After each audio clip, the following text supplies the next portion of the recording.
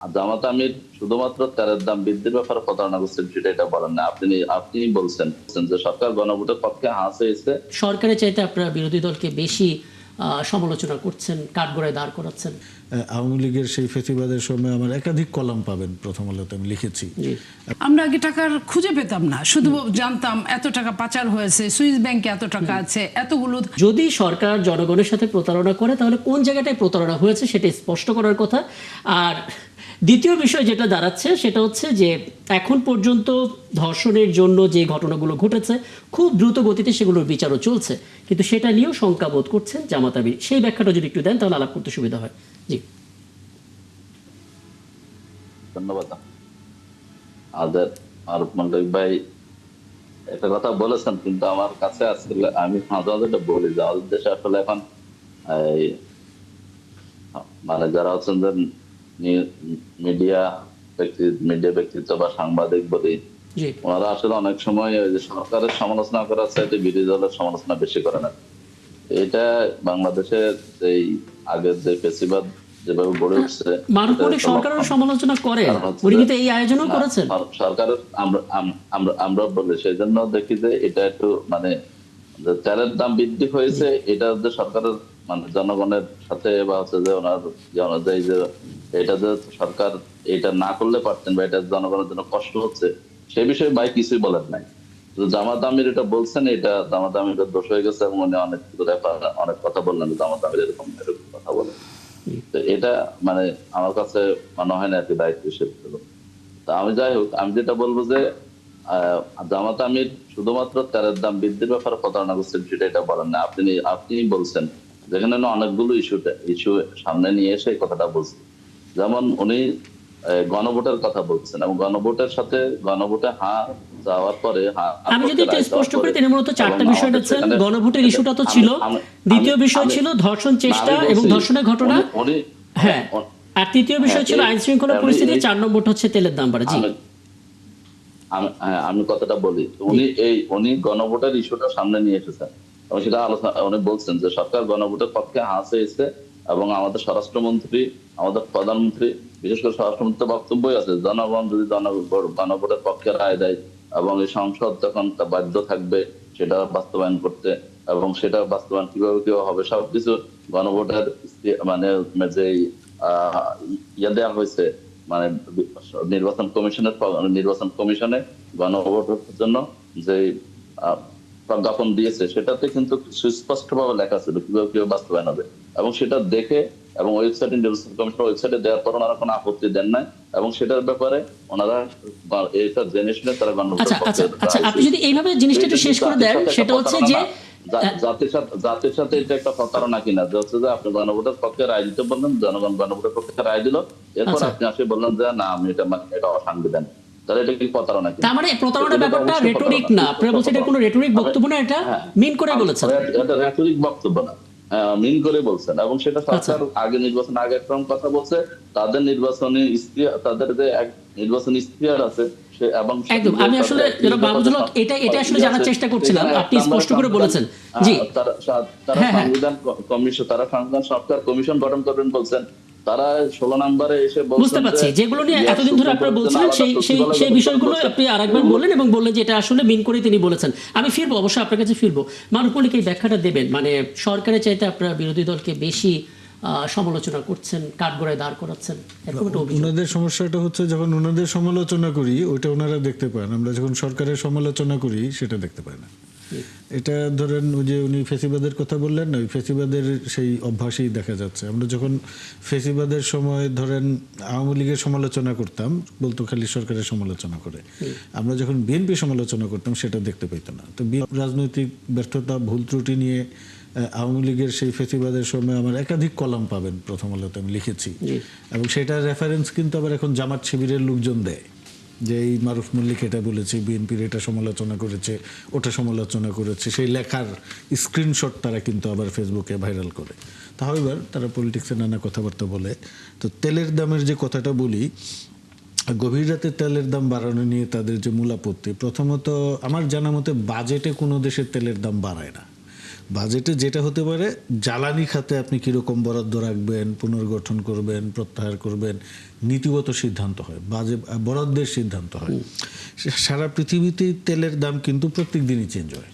এই আমাদের মতো কিছু দেশে যদি বাদ দেন, আপনি ইউরোপে যাবেন, সকালে উঠে দেখবেন €1.79, বিকালে গিয়ে দেখবেন 170 হয়ে গেছে, আবার রাত 8টা বাজে গিয়ে দেখবেন 185 হয়ে গেছে। ওখানে কিন্তু মিনিটে মিনিটে তেলের দাম চেঞ্জ হয়। এবং মজার বিষয় হচ্ছে, যাদের গাড়ি আছে, যারা একটু পয়সা টয়সা বাঁচাইতে চায়, তারা দেখা যাচ্ছে এই পাম্পে যাচ্ছে, ওই পাম্পে যাচ্ছে, বা তারা একটা প্ল্যান করে যে রাতে সাধারণত তেলের দাম কম থাকে, রাতে তেল নেই। এখন সেই জায়গায় বাংলাদেশের শুধু এই সরকারের আমলেই না, আমি এনার্জি এবং পাওয়ার নিয়ে লেখালেখি করি 2003 সাল থেকে। এরপরে আমি কিন্তু একাধিক সরকারের আমলে দেখেছি রাত 12টা বাজেও তেল বাড়িয়েছে। ফখরুদ্দিন মঈনুদ্দিনের আমলেও মনে হয় একবার রাত 11টা না 12টার দিকে তেলের দাম বাড়ালো। এইটা মনিয়াপাড়া আছেন, সরকার থাকেন, বিরোধী দলে থাকেন, ওনারা ব্যাখ্যা করতে পারবেন ভালো। বাট আমি যতটুকু জানি, রাতের বেলায় তেলের দাম বাড়ানো হয় যেন আপনার ওই একসঙ্গে সবাই হুড়োহুড়ি শুরু না করে, কারণ রাতের বেলা পাম্পগুলি বন্ধ থাকে। ওই সময় যদি তেলের দাম বাড়ানো হয়, পরের দিন থেকে সকালে বা যারা ক্রেতারা একটা ফিক্সড দামে কিনতে পারে। এখন তেলের দাম যদি সকাল 10টায় বাড়ান, আপনি দেখবেন পাম্পে গিয়ে ঝগড়া শুরু হয়ে গেছে, যে কেউ বলবে না এটা এক্সিকিউট হবে 11টা থেকে, আমাকে পূর্বের দামে দেন। আবার কেউ বলবে না এটা তো অলরেডি সরকার সার্কুলার দিয়ে দিয়েছে, এখন আমাকে এই নতুন দামেই কিনতে হবে। তো এই কারণে কিন্তু রাতের বেলা আমি জানি যে বাড়ানো হয়। ওনাদের কাছে অন্য ব্যাখ্যা থাকতে পারে। তো ওনাদের যদি আরও ভালো অভিজ্ঞতা থাকতো, তাহলে ওনারা এটাই কথাটা বলতেন না। আর গণভোট নিয়ে প্রতারণার যে কথাটা বললেন, আমি তো গণভোটে না ভোট দিয়েছি, আমি তো প্রকাশ্যেই বলেছি, আপনাদের টকশোতে এসেও বলেছি। তা আমার কাছে তো মনে হচ্ছে ঠিকই করছে সরকার। এই সরকার তো জনগণের কথাই শুনছে। আমি তো জনগণ, পার্ট অফ দি পিপল, আমি না ভোট দিয়েছি। এখন সরকার যদি সেই গণভোট বাস্তবায়ন না করে, আমি তো খুশি হব। ওনারা কিভাবে সরকারের কথা, জনগণের কথা বলে নিজেদের কথা চাপাই দেয়। এখন এই যে জনগণের মনের কথা যে বলার প্রবণতা সব রাজনৈতিক দলে বলে, বিএনপিও বলবে যে জনগণের মনের কথা আমরা এখন আর এই গণভোট বাস্তবায়ন করবো না, বা এটা করবো না, এটা করবো না। তো জনগণের কথা বলা এই ধরনের, এটাও প্রতারণামূলক। উনি যেটা বলছেন, আমির যেটা বলছেন বিএনপি প্রতারণা করছে, উনি জনগণের মনের কথা বলছেন, উনি নিজেই তো প্রতারণা করছেন। আমি জনগণের অংশ না, আমি তো না ভোট দিয়েছি। আচ্ছা, গণভোটের সুযোগ থাকলে আমরা আলাপ করব।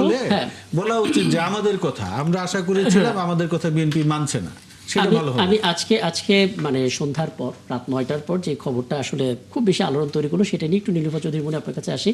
81তম অধিবেশন জাতিসংঘের সাধারণ পরিষদে 99 ভোট পেয়ে সভাপতি নির্বাচিত হয়েছেন বাংলাদেশের পররাষ্ট্রমন্ত্রী ডক্টর খলিলুর রহমান। সেই খলিলুর রহমান, যিনি অন্তর্বর্তী সরকারের পররাষ্ট্র বিষয়ক উপদেষ্টার মধ্যে ছিলেন, এবং সেটা নিয়ে বিরোধী দলের একটা আপত্তি ছিল, এবং পরবর্তীতে তিনি ঠিক এই মুহূর্তে জাতিসংঘের সাধারণ পরিষদে বাংলাদেশে দ্বিতীয়বারের মতো রিপ্রেজেন্ট করছেন 1986 সালে। হ্যাঁ, 39 বছর পর। এবং তিনি শুভেচ্ছা বক্তব্যে যেটা এক্সপেক্ট করেছিলাম আমরা, সেটাই তিনি বলেছিলেন, রোহিঙ্গা ইস্যুটাকে সামনে এনেছেন।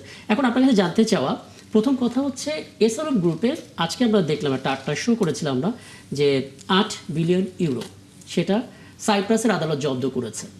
এখন এই টাকা দেশে ফেরত আনার ক্ষেত্রে জাতিসংঘ একটা বড় ভূমিকা রাখতে পারে, এটা শুরু থেকে বলা হচ্ছে। দ্বিতীয় বিষয় হচ্ছে, রোহিঙ্গা সমস্যা প্রতিনিয়ত ডালপালা মেলছে।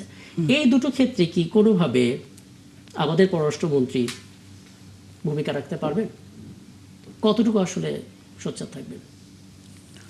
ধন্যবাদ। আসলে দেখেন, এটা আমাদের জন্য অত্যন্ত আনন্দের, গর্বের যে আমাদের বাংলাদেশ থেকে আমাদের মন্ত্রী, শুধু বাংলাদেশের একজন নাগরিক না, উনি বাংলাদেশের প্রতিনিধিত্ব করছেন সরকারের।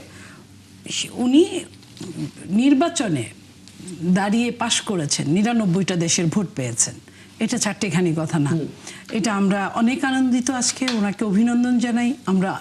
আমরা আমাদের দেশ গর্বিত হয়েছে। পাশাপাশি এইটা উনি যে প্রথম দিনই রোহিঙ্গা নিয়ে কথা বলেছেন, এই যে স্বাগত বক্তব্যে ধন্যবাদ দিয়ে বক্তব্য, যেটা তো এটা আমাদের কাছে অনেকটা প্রাপ্তি, অনেক প্রাপ্তি। উনি চাইলে পারেন না যে তা না, কিন্তু উঠাতে পারেন।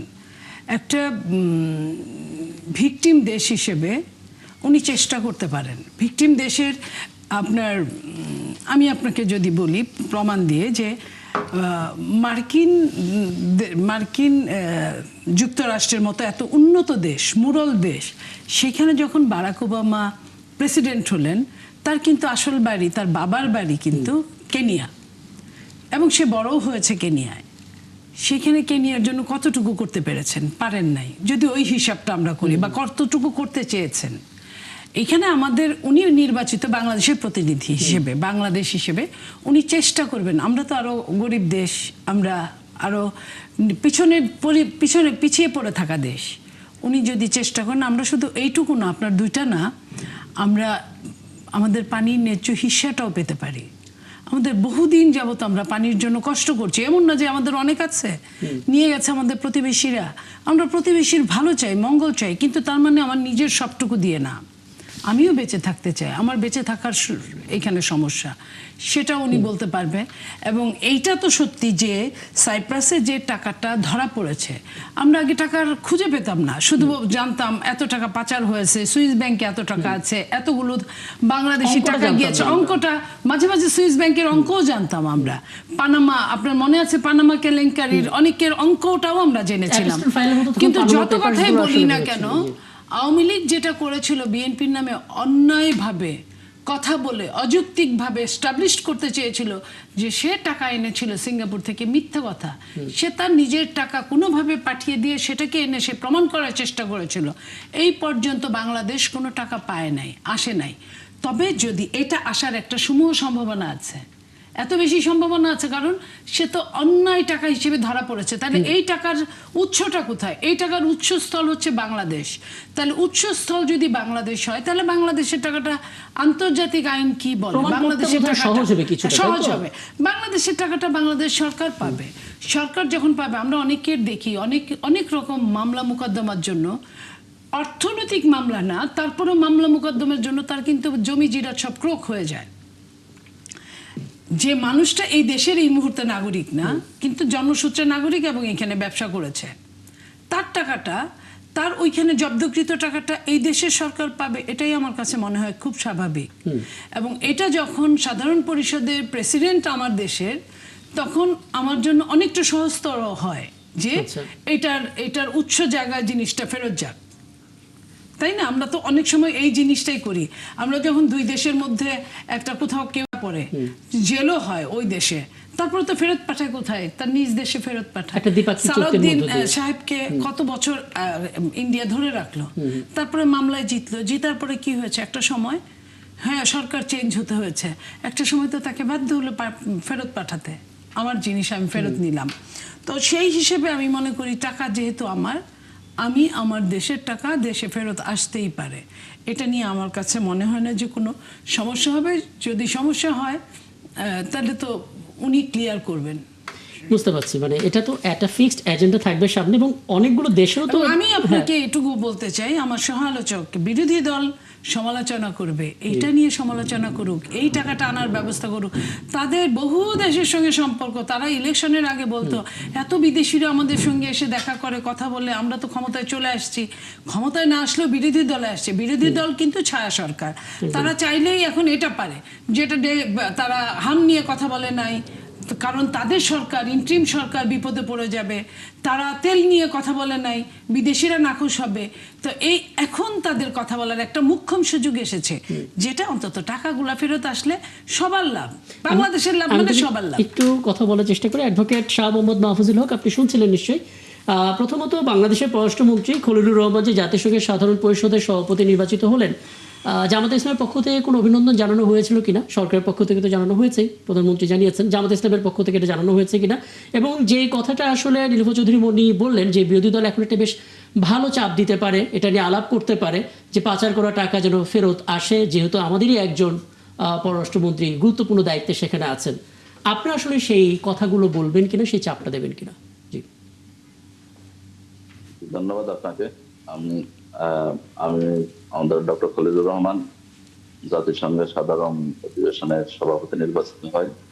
আমি ব্যক্তিগতভাবে আমার আন্তরিক ধন্যবাদ জানাচ্ছি, অভিনন্দন জানাচ্ছি। আর আমার মনে হয় ইনশাআল্লাহ দলের পক্ষ থেকে সেটা জানানো হবে। যদিও খলিলুর রহমান সাহেবের ইতিপূর্বের ভূমিকা নিয়ে আমাদের অনেক প্রশ্ন আছে, এবং যেহেতু তিনি অন্তর্বর্তীকালীন সরকারের উপদেষ্টা ছিলেন, সেখান থেকে সরাসরি বিএনপির পররাষ্ট্রমন্ত্রী হয়েছেন, সেটা নিয়ে আমরা অনেক সমালোচনা করেছে, এবং সেটা আমাদের এখনো অব্যাহত আছে। নির্বাচনের কারচুপির বিষয়ে তার ভূমিকা আছে কিনা সেটার ব্যাপারে আমাদের আবেদন থাকবে, কিন্তু দেশের স্বার্থে এবং দেশের ভাবমর্যাদা ও বৃদ্ধির ক্ষেত্রে আজকে তিনি যে সভাপতি নির্বাচিত হয়েছেন, আমি মনে করি এটা আমাদের দেশের জন্য একটা সম্মানের মর্যাদা। এক্ষেত্রে আপনারা জানেন হয়তো যে এশিয়া প্যাসিফিক অঞ্চল থেকে এবার সভাপতি হওয়ার কথা, সেই ক্ষেত্রে ফিলিস্তিন প্রার্থী ছিল, এবং ফিলিস্তিন যেহেতু মুসলিম বাস্তুপ্রতিম দেশের যাতে করে ভোট বিভক্ত না হয়, সেক্ষেত্রে প্রার্থীতা প্রত্যাহার করে বাংলাদেশ সমর্থনে। এর জন্য আমরা ফিলিস্তিন নির্যাতিত মানুষকেও আমরা ধন্যবাদ জানাচ্ছি, ফিলিস্তিন রাষ্ট্রকে ধন্যবাদ জানাচ্ছি, এবং আমরা যারা ভোট দিয়েছেন বাংলাদেশের পক্ষে তাদেরকে ধন্যবাদ জানাচ্ছি। আর এক্ষেত্রে অবশ্যই মানে দুইটা বিষয় বলছেন।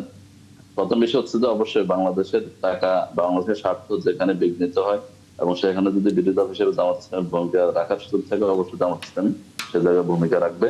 এবং সরকারকে জামাত ইসলাম প্রথম দিনে বলেছে আমরা সরকারের যে কোনো ভালো কাজে আমরা সপক্ষে থাকবো, আমরা সেক্ষেত্রে সাপোর্ট দিব, এবং যেখানে সরকার ভুল করবে সেগুলো আমরা ধরিয়ে দিব, এবং সংকটে আমরা অবশ্যই দেশের স্বার্থে আমরা ভূমিকা রাখবো।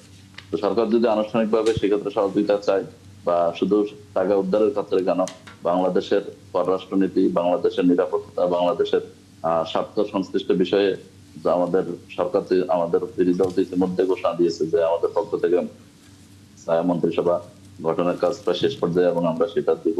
বাজেটে আমাদের বিকল্প প্রস্তাব দেওয়ার প্রস্তুতি চলছে। এইভাবে জামাত ইসলাম একটা পজিটিভ রাজনীতি করতে চাই, একটা দায়িত্বশীল বিরোধী দল হিসেবে ভূমিকা পালন করতে চাই। যতই আমাদের সমালোচনা করুক, নিন্দুকেরা নিন্দা করুক, জামাত ইসলামী তার কার্যকলাপের মাধ্যমে জনগণের স্বার্থে, জনকল্যাণমূলক কাজের মাধ্যমে, সামাজিক কাজের মাধ্যমে, এই যে জামাত ইসলামের আজকে যে উত্থান, এই পিছনে অনেক কিছু দেখতে পান, কিন্তু গত করোনা থেকে শুরু করে পেছনে না যাই, মানে আপনার বক্তব্যটা স্পষ্ট। প্রথমত হচ্ছে আপনি আপনার ব্যক্তিগত পর্যায় থেকে অভিনন্দন জানিয়েছেন, প্রত্যাশাও রেখেছেন, এখন দেখা যাক সামনে কি হয়। আমি